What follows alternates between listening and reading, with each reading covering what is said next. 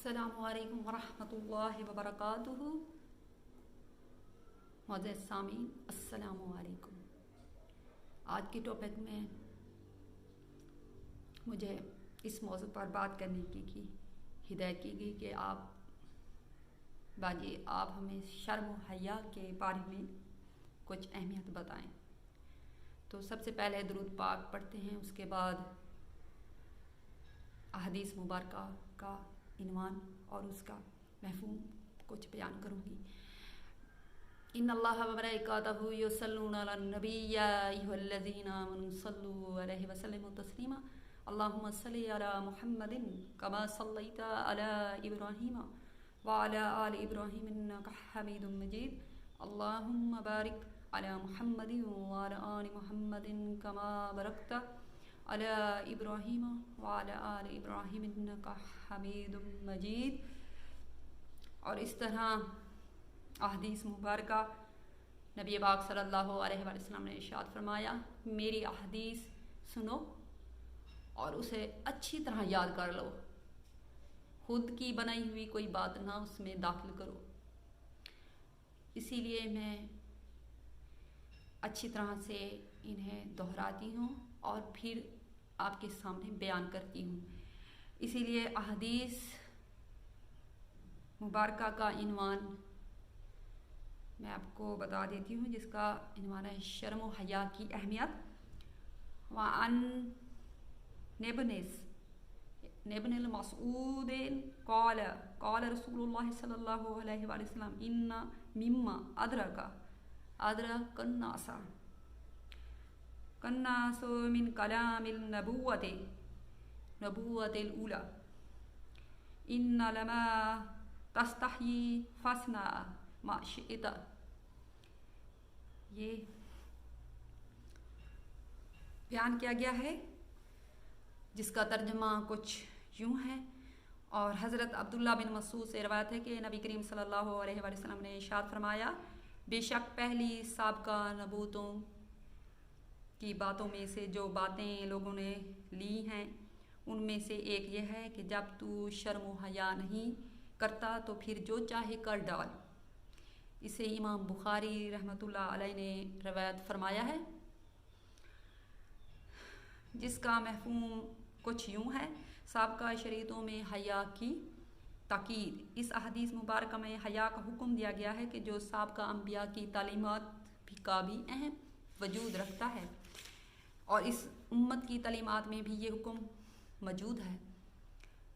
تمام انبیاء کی تعلیمات کی اصل روح ایک ہی ہے، ایک ہی دین کی طرح انبیاء کرام نے دعوت دی، اور انبیاء کے لائے ہوئے دین کا مقصد ایک ہی تھا، ایک انسان حیا کو اختیار کرنا۔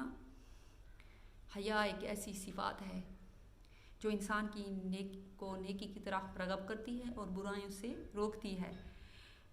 اگر حیا جیسی صفات سے انسان عاری ہو جائے تو انسان کو گناہوں میں پھنس جانا اس کے لیے آسان ہے۔ برائی اس کے نزدیک برائی نہیں ہوتی، وہ جو کرتا ہے کرتا جاتا ہے۔ اس کے لیے ہر شریعت میں حیا کی تاکید کی گئی ہے۔ حیا سے ایمان زندہ رہتا ہے۔ انسان کے اندر حیا تو شریعت کے احکام کی پابندی شوق و ذوق سے کرے گا، لیکن حیا دار انسان اپنے دل کو خدا کی جگہ دیتا ہے۔ وہ خدا کو حاضر ناظر جانتے ہوئے احکام الہی، قوانین خداوند کی اپنی اوپر عائد کر لیتا ہے۔ گویا حیا سے انسان زندہ رہتا ہے، لیکن انسان نیکی کرنے اور اچھے اعمال کو اختیار کرنا، اور اگر حیا نہیں تو گویا اس نے اپنے دل میں خدا کو جگہ نہیں دی۔ اب ایسے شخص کو آخرت کی جزا سزا کی کیا پرواہ؟ تو احادیث کی روح سے فاصنع ما شئت، کیا اب ایسا شخص جو چاہے کرے، کیونکہ اب گناہ برائی کاموں سے رکاوٹ کی جو وجہ تھی وہ موجود ہی نہ تھی۔ اس کا مطلب یہ ہے کہ اس پر اگر پوچھ گچھ بھی نہیں۔ مطلب یہ کہ دنیا میں پھر جو چاہے اگر وہ انسان کر سکتا ہے۔ خدا کے حضور حضرات تمام اعمال کا محاسبہ ہوگا، اور تمہیں اس صفات کو چھوڑ کر برائی میں آزادانہ ملوث ہونے پر سزا ملے گی۔ حضور صلی اللہ علیہ وسلم کا ارشاد ہے، الحیاء من الایمان، حیا ایمان کا حصہ ہے۔ حیا بھلائیوں کو یعنی معجب قرار دیا گیا ہے۔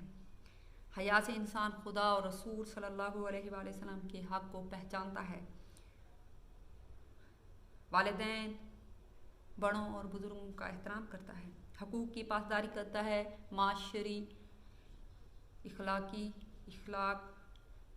قوانین کا بھی احترام کرتا ہے، جس سے معاشرے میں امن و سکون پیدا ہوتا ہے۔ شرافت، دیانتداری، تقاضے حیا سے ہی پورے ہوتے ہیں۔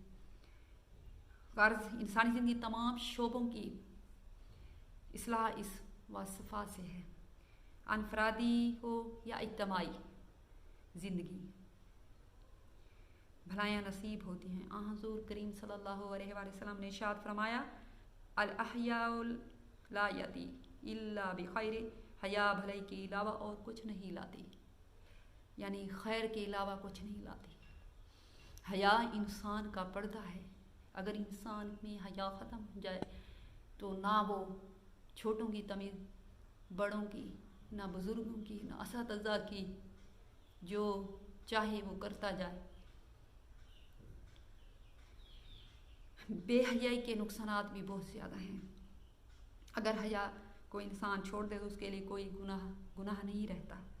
معاشرہ، اخلاقی قوانین اور اس کے نزدیک کی کوئی وقت نہیں ہوتی۔ لوگوں کی وقار، آبرو کو برباد کرنے میں اس کو کوئی آڑ نہیں ہوتی۔ ہر غرضیہ کے پھر ہر قسم کی معاشرتی خرابیاں پیدا ہو جاتی ہیں، انسان اپنے ایمان کو خراب کر بیٹھتا ہے، نتیجتاً آخرت برباد ہو جاتی ہے۔ بے شک مسلمان کا ہی حیا ہے۔ اگر حیا ختم ہو جائے تو برائیاں معاشرے میں جنم لے لیں گی۔ اور آپ ذرا سوچیں، اگر معاشرے میں حیا ختم ہو جائے اور برائیاں جنم لے لیں تو کیا ہوگا؟ کمنٹس کریں اور بتائیں۔ والسلام۔